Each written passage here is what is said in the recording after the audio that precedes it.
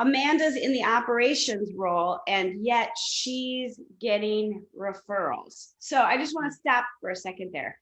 Each of you have such an opportunity here, and yet Amanda's kicking all of our butts. So tell us how you're doing it, because it's pretty awesome. Yeah, so one of the biggest I guess one of the biggest values that I got in joining Jeff from the beginning was I had a coach always. And my coach, I had two things at the forefront of my mind. The first one was that I should be 3xing my salary.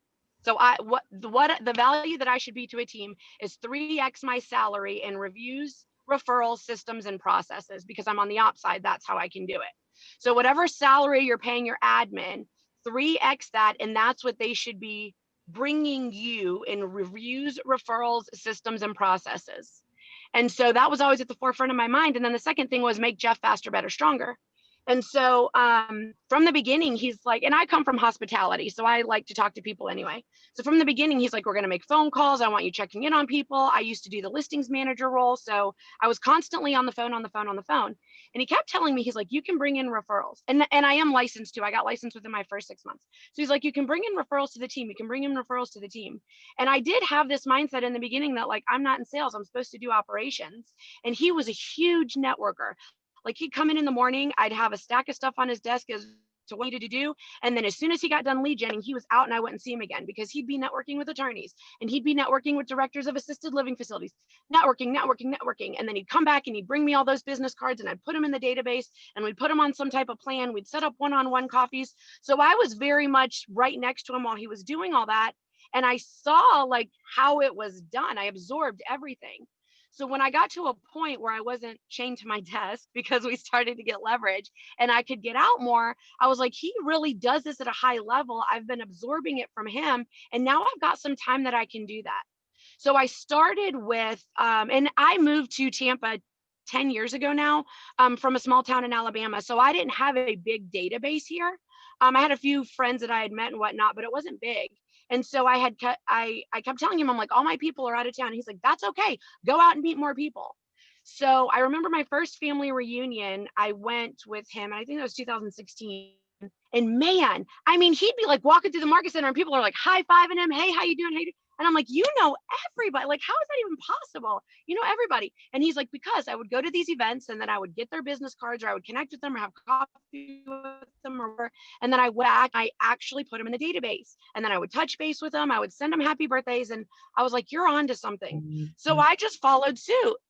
And I used the opportunities because I love family reunion. I love mega camp. I love all the classes and everything that I go to. But I mean, I'm almost 6 years in. So this isn't my first rodeo. Like, while there's always value at these events, it's pretty much the same stuff. You're just at a different level. So I'm very purposeful about the stuff that I plug myself into when I go to these events. And then all that other time, I literally use it to network with people. I also do coaching on the side. So like any of my coaching clients that are in at these events with us, I'll tell them like, all right, I'm going to just post up at the Starbucks and we'll do your in-person coaching calls. And I'll just sit like right in front of the Starbucks in the middle of the convention center in New Orleans. And I post on Facebook, hey guys, I'm here. I would love to connect with anyone, and have people just stop and say hello. And I connect with these people, and then I take their business cards back to the office, and then I would figure out, I have a little trick. So in my pouch, I put the ones that I'm actually really going to connect with in the front.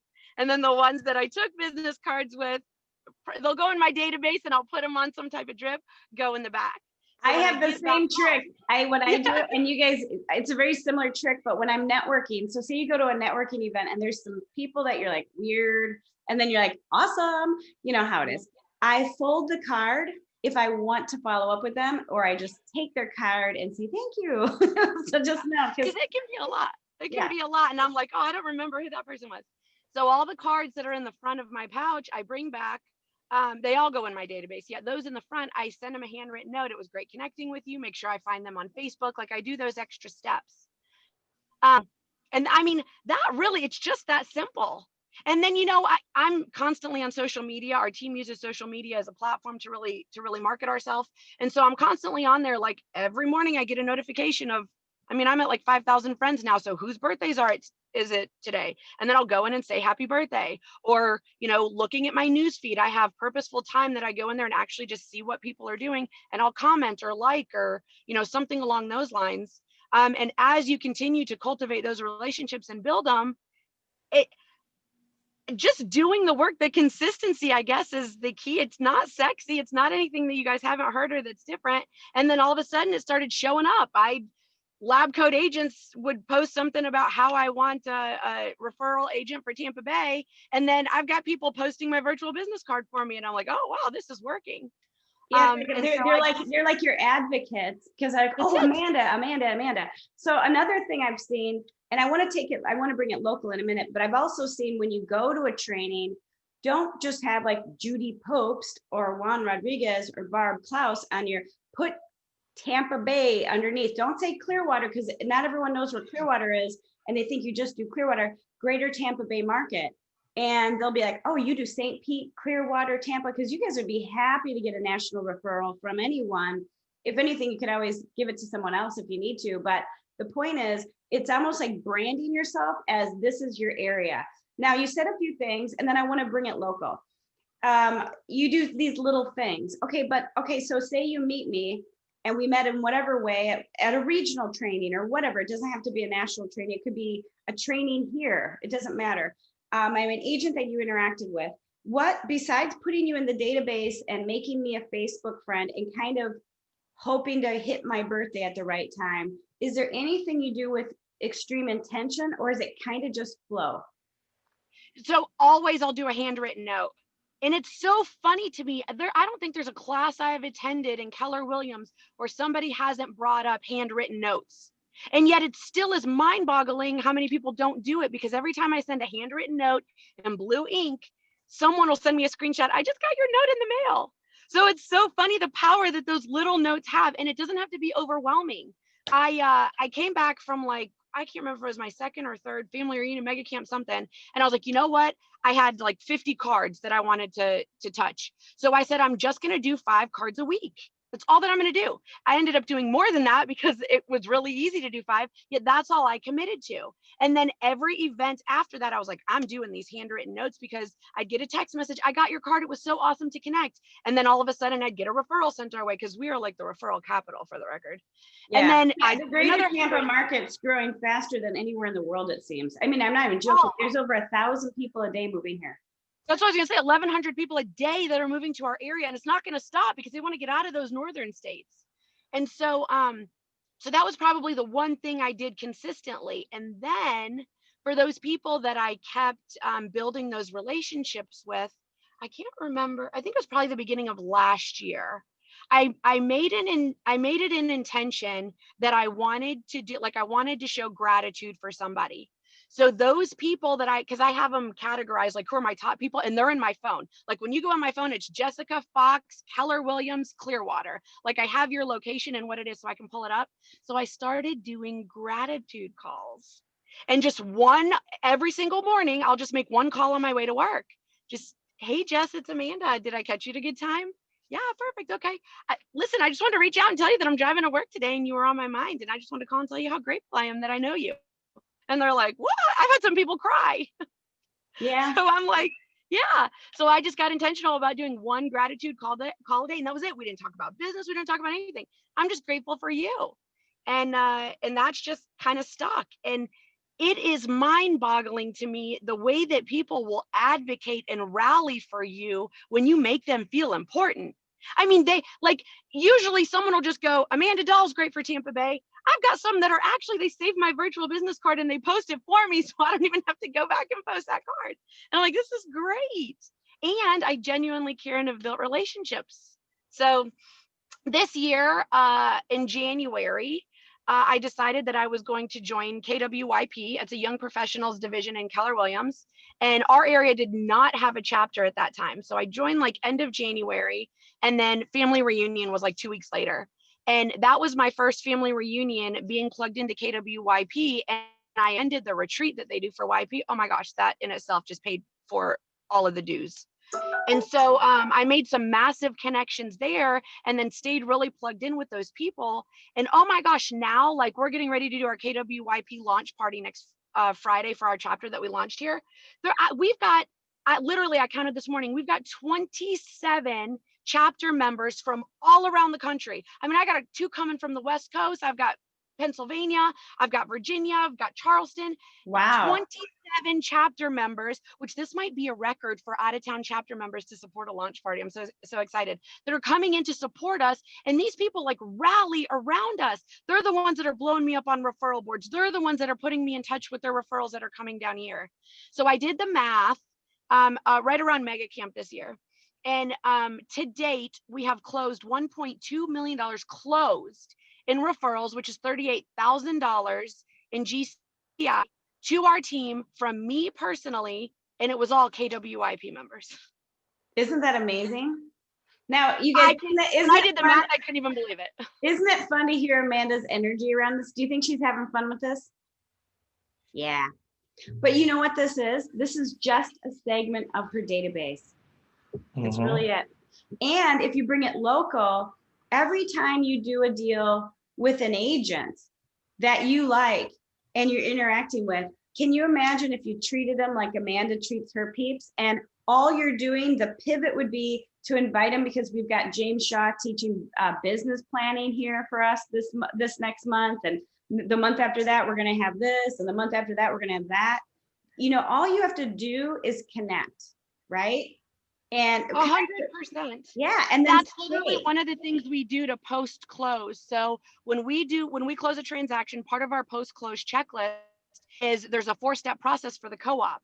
So our transaction manager in our database, when she onboards a file and she puts the co-op in our database, because we put all the co-ops in there, she'll give them their own little tag, and it says like local agent or local co-op. Then she does a transaction with them. And then when she closes it out, she puts a note in there for me. If it's someone that I should reach out to, or if it's someone I shouldn't reach out to, or like they don't even want to hear the words KW, or they're all about it, or they could really use a support from someone, from a team like ours or whatnot. So then I get a plan that's tagged to me, and it's to reach out and call them. And I'm just, hey, it's Amanda. I'm the VP of Operations and Growth for Team Borum. We just closed a transaction with you, and Tanya raved about just working with you. She said you were amazing. So I want to know how we work with you more. So I give them a gratitude call, say it was great working with them. And then I used to mail out a calendar, because we used to print our calendars. Now it's virtual. So I give them the link to our calendar, and I'm like, there are 2 or 3 classes that I've pointed out that I think might be beneficial to any agents that are in the area, and I would love to have you as my guest. So listen, they might hang up on me or they might embrace me. Either way, though, that's a way to connect with co-ops as well. And then they're on a plan that we have that we do a lot of video to our database. So we have all the co-ops or agent, really it's all the agents that are in our database. They don't want to get our market updates. They don't care about any of that. So we do an agent tip video that gets sent out to them. And it's usually Jeff who's giving them a tip on like, hey, this is, business planning's right around the corner. Clause, or yeah, something like that. Something the market of the moment. Beneficial. It's something that would be beneficial to an agent that they would actually see as value. And then they get blasted with that once a month. So they're getting dripped on, and some people jump on it and some people don't. Either way, it's kind of like a set it and forget it until they're ready. They're in the database though, and they're tagged. So here's 3 things I want you guys to hear. Number 1, Amanda was intentional when she goes to trainings outside of our market center, and she's smart about it, and she has fun doing it, and she's getting rewarded from it. You could also, and to that point, Jessica, do I even make the market center dinner most times? Not because I don't love you guys, because I see you all the time. Why would I? Yeah, if you're going to a national or regional event, don't hang out with the people you see in the office. Go find friends. Second to that is there's an easy way to pivot this to local. And then third, here's the third idea I want you to go with. And I want you to pick which route you want to go. Where are you from? What city are you from? Where do you have part of your database? If you looked at your database, your family, friends, places you lived, intentionally go to the referral tab of Keller Williams. And I'm just going to quick jump on while we're talking so you guys see the route. When you go into command, go find the top agents of your old neighborhood. And all you have to do is go referrals, map, and I'm going to let it load. It's going to take a second, and go to whatever areas you used to live and go make a friend like Amanda. So here's my Madison. I'm right into Madison right now, you guys. Stefan, we could go into your, where did you live again in Wisconsin? Darlington. Hey, you guys, Stefan was a beekeeper in Darlington. Who would have thunk, right? But you can zoom right in here, and by looking, I can see who my people, oh, Charlie Court, he used to work for me. How cool. It's fun to see old names, but this is like our old neighborhood right here. And I can see who are the agents that I'm going to want to definitely reconnect with for a referral to referral relationship. So that when I'm working that element of my database more purposefully, which we'll talk a little bit more about tomorrow, like your unlocal database, because really Amanda's talking about relationships with realtors unlocal. Well, it could be unlocal, it could be local, and it could be your hometown. But any way you look at it, that is a referral opportunity. And if you're intentional about it, you can win like Amanda is. And you could do all three of those or just do one of those well. When you go somewhere out of area, make a bunch of friends and treat them like a member of your database and build that relationship, and they will become advocates for you, just like someone great in your database, right? Who better to give you a referral than an agent? Because that's all they do. And you can do it, in a number of other ways. You could start just being intentional about your co-brokes and build a tribe of friends in the business locally. Or third, whichever you choose, you could go back and figure out who your main players in your old markets, where you used to live, where you still have a data bank, where you can build those relationships to get like a referral highway going. So I hope you got inspired by some ideas today, because we talked about this yesterday. You guys have a database of hundreds of people, and yet maybe only 100 of them are local A's, local people that you know well enough that you want to call them, or that you want to reach out, or that you want to invite them to an event you're doing. And then there's the rest. Well, what are you doing with that? And realtors are a big segment of that. So tomorrow I'm going to dive a little deeper into how you can compartmentalize your database and how you can get serious momentum, because this is the truth. I want to show you this. This is I think I have it up. James Shaw put this together. And this is a great visual aid for you guys to see. This is your choice as a realtor. I want to make sure I'm screen sharing. I am. Okay. This is your choice. You can either talk to 50 strangers to find one opportunity, or you can connect with 12 people that you know as an acquaintance or better to find two. What sounds like less work? 12 to 2. Yeah. 12 to 2, right? This is what we're talking about, you guys. You guys can hunt all day long until you find the opportunity and put a lot of pressure on yourself and struggle and worry and wonder, or you can make a predictable business. But it starts with the relationship. Amanda's just a great role model, isn't she? And she's having fun doing it. So think about that. And Amanda, thank you for giving us your time today. You definitely lit it up, and I love your energy. I can feel it over the Zoom, and I miss you. I miss seeing you in the office. And at the same time, you guys, think about what system would you put in place starting today, so that you're more intentional when you go to trainings and you're not hanging out with your best friends from the office. You're going to go collect people like Amanda, or when you're doing co-brokes and interacting with agents, how you're making friends, not only for the opportunity for profit share, but what could that become? And third of all, what are you doing with your old hometown? Because there's opportunity there too. So I hope this inspires you to think of some way. And then tomorrow we're going to dive a little deeper. And then Friday, we have a very other special guest too. So looking forward to that. You guys have a powerful start to your day. And Amanda. Thank you, Amanda. Thank you, Jess. Amanda. Thank you. Thanks, Love you Jess. guys. Bye, you guys. Bye-bye.